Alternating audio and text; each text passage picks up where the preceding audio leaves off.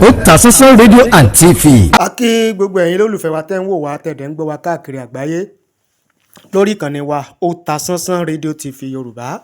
Ojú tẹ́ fi ń wò wá kò ní fọ́, etí tẹ́ fi ń gbọ́ wa kò ní di láṣẹ Èdùmàrè. Ẹni tí í ṣe igbákejì ààrẹ lórílẹ̀‐èdè Nàìjíríà nígbà kan, ìyẹn Alhaji Atiku Abubakar, ń ló ti kí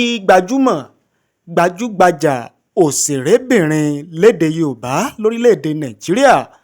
Funke Akindele tí gbogbo ayé mọ̀ sí Jennifer, látàrí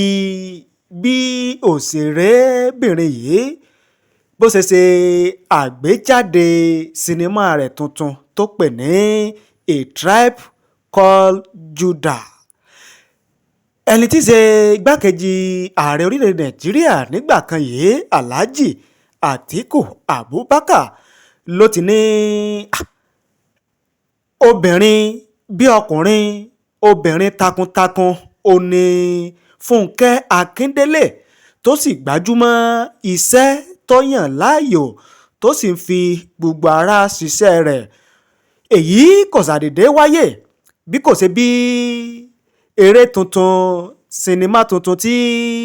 Funke Akindele tó gbé jáde yìí, tí ìròyìn sì jáde wípé eré tuntun, sinimá tuntun tí Jennifer gbé jáde yìí wípé ó ti pa owó wọlé èyí tó tó bílíọ̀nù kan náírà. Nínú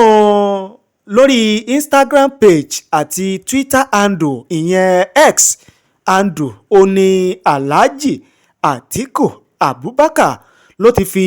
ọ̀rọ̀ náà léde, tó sì ń kí Funke Akindele kú oríire, kú àṣeyọrí tó ṣe lórí sinimá tuntun náà. Ó ní